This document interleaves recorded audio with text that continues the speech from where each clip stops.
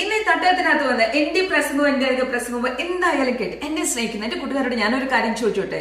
നിങ്ങൾക്കുള്ള 24 hours ടൈമിൽ ഒരു 10 അല്ലെങ്കിൽ 15 മിനിറ്റ് ടൈം നിങ്ങളുടെ ഗാഡ്ജറ്റ്സ് എല്ലാം മാറ്റിവെച്ച് നിങ്ങളുടെ മക്കളോട് ഫേസ് ടു ഫേസ് കോൺവെർസേഷൻ നടത്തുന്ന എത്ര പാരന്റ്സ് ഉണ്ട് നമ്മുടെ ഇടയിൽ?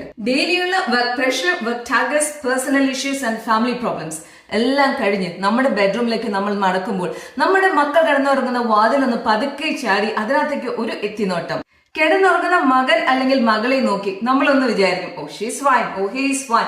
At that point when you think he's or she's fine, you are absolutely wrong because he or she is not fine.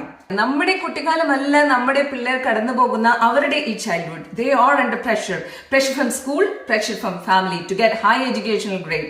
അത് മാത്രമല്ല എക്സ്ട്രാ കരിക്കുലർ ആക്ടിവിറ്റീസിലും ഒന്നാമനാകണം. മുതിർന്നവരെന്നോ പിള്ളേരെന്നോ യാതൊരു കൺസിഡറേഷനും ഇല്ലാതെ അവരെ സെക്ഷലി അബ്യൂസ് ചെയ്യാനും അതുപോലെ തന്നെ അവരെ ഡ്രഗ് അഡിക്റ്റ് ആക്കാനും തക്കം പാർത്ത് നടക്കുന്ന കുറെ മെന്റലി റിട്ടാർഡഡ് പീപ്പിൾ. ഇതെല്ലാം കഴിഞ്ഞ് അവർ വീട്ടിലേക്ക് വരുമ്പോഴോ അവിടെ അവരെന്താണ് അവർ കാണുന്നത്? പാരന്റ്സ് തമ്മിലുള്ള വഴക്കും പിണക്കവും ഡിവോഴ്സസ്.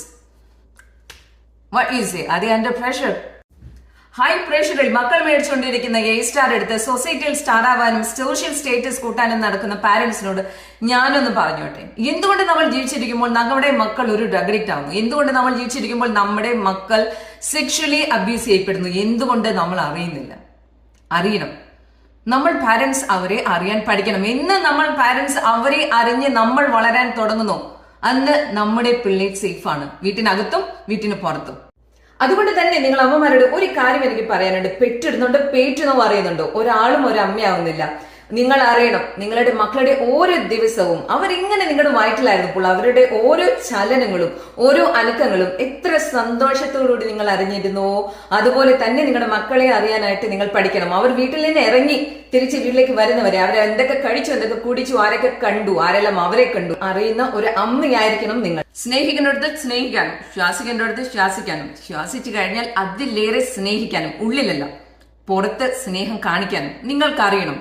അപ്പോൾ മക്കളെ അറിഞ്ഞു വളരുന്ന ഒരു അമ്മയും അച്ഛനുമായി നിങ്ങളും വളരണം. അല്ലെങ്കിൽ ഒരു ദിവസം അവർ നിങ്ങളുടെ മുന്നിൽ വന്ന് കൈ ചൂണ്ടി നിങ്ങളോട് ചോദിക്കും, എന്തുകൊണ്ട് നിങ്ങൾ എന്നെ അറിഞ്ഞില്ല എന്ന്. അതിനുള്ള ഉത്തരം നിങ്ങൾക്കുണ്ടായിരിക്കണം.